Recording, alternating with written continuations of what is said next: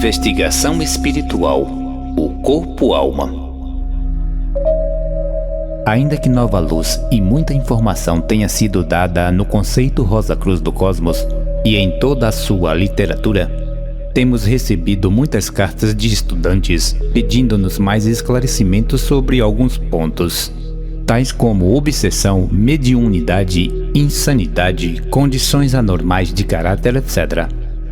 Em vista disto, o autor achou oportuno fazer uma investigação mais profunda a respeito dos mesmos assuntos. A máxima que diz que a prática leva à perfeição pode aplicar-se com a mesma propriedade, tanto à pesquisa dos reinos espirituais como às coisas físicas. Assim, esperamos que a luz derramada sobre estes assuntos nas páginas que se seguem possam ajudar os estudantes a perceberem com mais clareza as causas que produzem efeitos nesta vida. Para que possamos entender perfeitamente o assunto, será necessário começar do ponto de partida. Só assim compreenderemos que os fatos fundamentais da existência são a continuidade da vida e que a ação é a expressão da vida em manifestação. Logo que o espírito executa sua primeira ação, gera uma causa que forçosamente há de produzir um efeito. Isto é uma necessidade absoluta para que o equilíbrio do universo possa ser mantido. Se esta ação for física, isto é, realizada por um espírito em um corpo físico, a reação deverá necessariamente ser física. De acordo com este princípio, é evidente que devemos renascer neste mundo a intervalos, pois é um fato comprovado que nós todos geramos causas em nossa existência diária, que não podemos ter e não têm reações correspondentes e imediatas. E, se não for possível colher o que semeamos neste mundo, devemos voltar em corpo novo para essa colheita, senão a lei seria invalidada. Se a lei de causa e efeito é verdadeira, o renascimento periódico é uma questão de absoluta necessidade lógica. Quer o compreendamos ou não, quer nos agrade ou não, estamos dentro de um círculo de necessidades e, devido às nossas próprias ações do passado, somos obrigados a voltar para agir e reagir, até que desenvolvamos uma força maior do que a que agora está nos subjugando. Goethe, o grande místico alemão, nos revela em poucas palavras o que é esta força. De todo o poder que mantém o mundo agrilhoado, o homem se liberta quando o autocontrole há conquistado. E, como conhecimento é poder, é evidente que quanto maior for a nossa compreensão de como operam as leis gêmeas de consequência e renascimento, mais facilmente encontraremos o caminho da libertação, assim como conheceremos melhor os meios para ajudar os demais. Devemos aplaudir a habilidade, paciência e persistência que a ciência emprega na criação de instrumentos que ajudam a arrancar os segredos da natureza. Porém, enquanto isso se consegue com êxito no que concerne à matéria, os segredos do espírito e da vida são um livro fechado para o sábio. Mefistófeles, com fina ironia, diz ao estudante que bate à porta de Fausto, solicitando a admissão à sua aula: quem quiser conhecer fórmulas vivas e delas cuidar, busque primeiro o espírito vivente dali para o guiar, porque só fragmentos inanimados terá em suas mãos, se o elo do espírito vital faltar-lhe então. Há somente um instrumento adequado para investigar as coisas do espírito, e este é o próprio espírito. Assim como é necessário preparar o homem para uma pesquisa científica no mundo físico, também é necessário um longo e lento processo para adaptá-lo às investigações do mundo espiritual. Do mesmo modo que o cientista deve pagar o preço de seu conhecimento com meses e anos de trabalho constante e tenaz, o investigador místico também deve sacrificar muitos anos de sua vida para compreender e ser capaz de investigar através dos métodos do espírito. Sabemos que o nosso corpo físico atual foi o primeiro veículo que o homem adquiriu como pensamento forma, tendo passado por um longo período de evolução e organização, até chegar ao que é agora o esplêndido instrumento que tão bem o serve aqui, embora seja árduo, penoso e difícil governá-lo.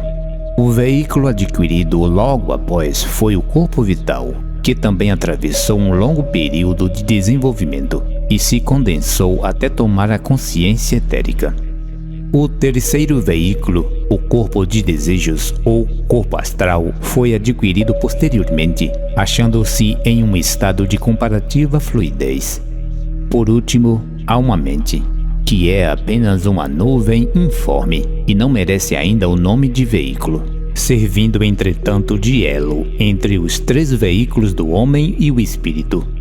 Estes três veículos, o corpo físico, o corpo vital e o de desejos, juntos com o elo da mente, são os instrumentos do espírito em sua evolução e, ao contrário da crença geral, a habilidade do espírito para investigar os planos superiores não depende tanto desses corpos mais sutis como do mais denso deles.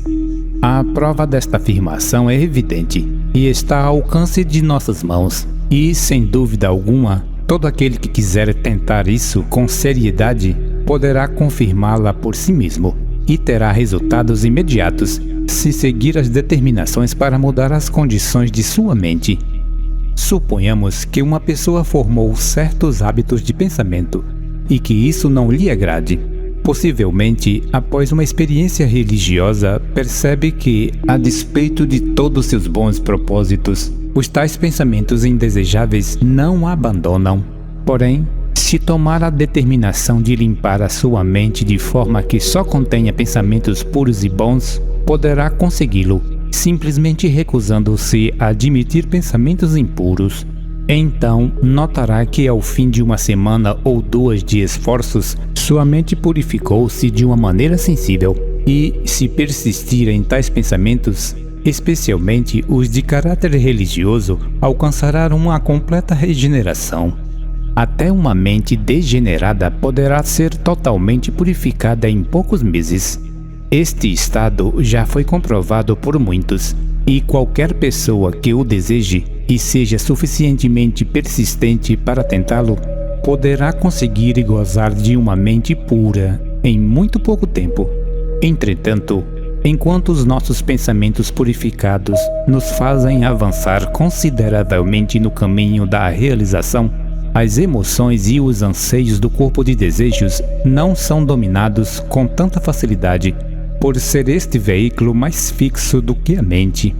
Enquanto a mente regenerada está pronta a aceitar a ideia de que devemos amar nossos inimigos, a natureza passional e emocional do corpo de desejos anseia o contrário, com todas as fibras do seu ser, apegando-se à lei de olho por olho e dente por dente. Algumas vezes, depois de anos e anos, quando supomos que a serpente adormecida foi realmente subjugada e que ganhamos o domínio sobre ela, não podendo mais transtornar a nossa paz, inesperadamente ela pode despertar, desvanecendo as nossas esperanças e, arrebatada por um acesso de raiva, pode morder-nos clamando vingança por qualquer agravo real ou imaginário. Então, será necessário empregar todo o poder da natureza superior para dominar esta parte rebelde de nosso ser. Isto o autor acredita que seja o aguilhão da carne, ao qual se referia São Paulo, quando suplicou ao Senhor 3 vezes e recebeu a resposta: "Minha graça é suficiente para ti." Certamente será necessária toda graça que se possa conceber para vencer, e, como uma vigilância permanente, é o preço da segurança que devemos vigiar e orar. O corpo de desejos é o responsável por todas as nossas ações, quer sejam boas, más ou indiferentes, Por esta razão, os filósofos orientais prescreveram algumas instruções a seus discípulos com o objetivo de matar o desejo e absterem-se de agir bem ou mal, dentro do possível, com o objetivo de se salvarem da roda do nascimento e da morte. Porém, essa disposição, que constitui séria ameaça quando nos domina, pode ser muito eficaz para o serviço, se for conduzida sob nossa própria orientação. Jamais pensaríamos em eliminar o gume de uma faca, pois se assim o fizéssemos, não nos serviria para cortar nada. A natureza do corpo de desejos deve ser controlada, mas de modo algum destruída, visto que a força dinâmica para o movimento e ação do mundo invisível está armazenada no corpo de desejos. A menos que este permaneça intacto, jamais poderemos esperar controlá-lo. Do mesmo modo que um transatlântico cujas máquinas estivessem funcionando mal não poderia enfrentar os embates das ondas oceânicas.